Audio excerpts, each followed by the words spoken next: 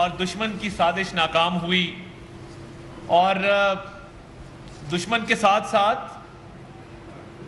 तरीके इंतशार भी ये सोच रखती थी कि किसी न किसी हवाले से इंतशार फैले, हर तरफ जो है वो अफरा तफरी का आलम हो। दुश्मन की साजिश नाकाम हो गई। वजीर आजम के बरवक्त नोटिस ने सानहे से बचा लिया। विफाकी वजीर इत्तलात अता तारठ का कहना है कि सियासी मुखालिफिन को ये बात हजम नहीं हो रही कि महंगाई क्यों कम हो रही है। अमीर मुकाम बोले कि वजीर आजम के बरवक्त इकदाम से आज़ाद कश्मीर की सूरत हाल में बेहतरी आई। दुश्मन का ख्वाब पूरा नहीं होगा। कश्मीर कौंस के लिए आवाज उठाते रहेंगे। अवामी मुस्लिम लीग शेख रशीद का रावलपिंडी से गिरफ्तार अफराद की रिहाई का भी मुतालिबा।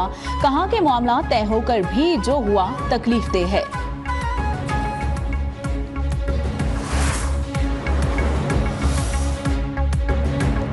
विफाकी काबीना इजलास में आज अहम फैसले मुतवक्के हैं। पावर सेक्टर के लिए 127 अरब और आज़ाद कश्मीर के लिए पावर टैरिफ बकायाजात की मद में 55 अरब रुपए की मंजूरी का इम्कान। पास्को का गंदम खरीदारी का हदफ बढ़ाने का भी फैसला मुतवक्के। वज़ीर आज़म का स्ट्रेटेजिक इदारों के सिवा दीगर की निजकारी का ऐलान। तमाम विफाकी वजारतों की निजकारी कमीशन से मुकम्मल ताउन की हिदायत। कहा कि हुकूमत का काम कारोबार करना नहीं, कारोबार और सरमायाकारी दोस्त माहौल यकीनी बनाना होता है। निजकारी के तमाम मराहिल बराह रास्त नशर होंगे। IMF वफ़द की वज़ीर ख़ज़ाना मोहम्मद औरंगज़ेब से मुलाकात। मुआशी इस्लाहाती एजेंडे को जारी रखने के अज़्म का इजहार।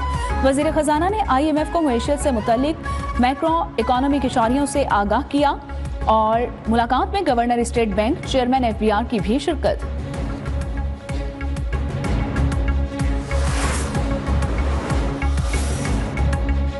FBR और IMF के दरमियान आज मुज़ाकरात के 2 अतवार होंगे। FBR टैक्स नेट वसी करने के बारे में वफ़द को आगाह करेगा। मुज़ाकरात से कबल वज़ीर ख़ज़ाना मोहम्मद औरंगज़ेब से चेयरमैन FBR की मुलाकात। IMF के नए मुतालिबात, उनके असरात पर ब्रीफिंग। वज़ीर ख़ज़ाना की FBR को डिजिटलाइजेशन, ट्रैक एंड ट्रेस निज़ाम के लिए इक़दाम की हिदायत। ज़राए के मुताबिक IMF से आइंदा माली साल के टैक्स अहदाफ मुकर्रर करने पर बातचीत होगी। रियल एस्टेट, ज़राअत को टैक्स नेट में लाने में कानूनी मुश्किलात पर बातचीत एजेंडे का हिस्सा।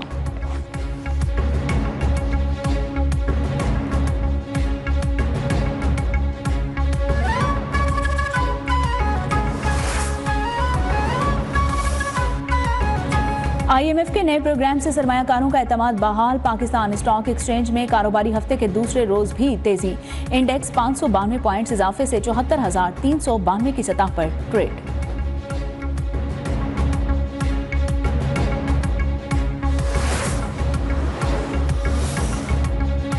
सुप्रीम कोर्ट में नैब तरामीम कालादम करार देने के खिलाफ हुकूमत की अपीलों पर समाअत जारी। चीफ जस्टिस काजी फाइज ईसा की ज़ेरे सरबराही 5 रुकनी लार्जर बेंच समाअत कर रहा है। अटॉर्नी जनरल और नैब ने हुकूमती वकील की अपीलों की समाअत और हिमायत कर दी है।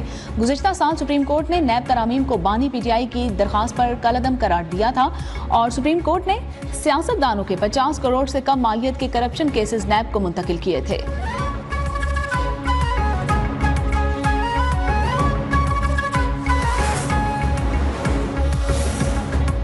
इस्लामाबाद हाई कोर्ट में शेरी मज़ारी की 2022 में गिरफ्तारी के खिलाफ दरख्वास्त पर फैसला। महफूज जस्टिस मोहसिन अख्तर कयानी ने कहा कि जो आज हो रहा है 2 साल बाद दूसरों के साथ हो रहा होगा। हम यहीं बैठे होंगे, किसी दूसरे सूबे से गिरफ्तारी दरकार होगी, क्या बाहर से कोई आकर उठा ले जाएगा। केस की समाअत के दौरान बानी PTI की गिरफ्तारी पर भी रिमार्क्स। कहा कि ऐसे मुंह उठाकर कोई दूसरे सूबे में जाकर कैसे गिरफ्तार किया जा सकता है। आज जो हुकूमत में है, कल वक्त बदलेगा तो वो उठाए गए होंगे।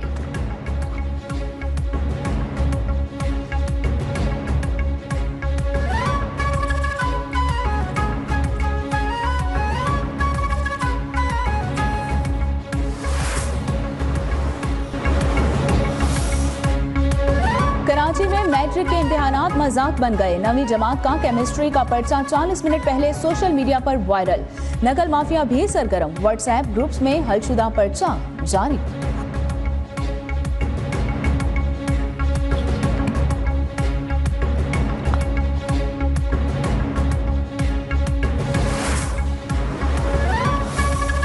वाशिंगटन में पाक अमेरिका इंसदाद दहशतगर्दी मुज़ाकरात के बाद मुश्तरका एलामिया जारी, दहशतगर्द तंजीमों से निपटने के लिए शराकतदारी जरूरी करार। तर्जुमान दफ्तर खारजा के मुताबिक मुज़ाकरात में पाकिस्तान और अमेरिका के सीनियर हुकाम ने इंसदाद दहशतगर्दी में ताउन और इंसदाद कार में इजाफे की अहमियत पर जोर दिया।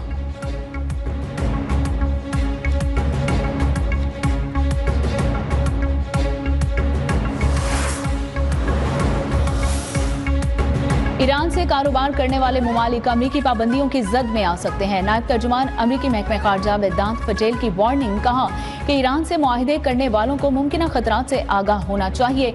ईरान पर हमारी पाबंदियां बरकरार हैं और हम उनका नफाज जारी रखेंगे। भारत भी इन पाबंदियों से मुस्तस्ना नहीं।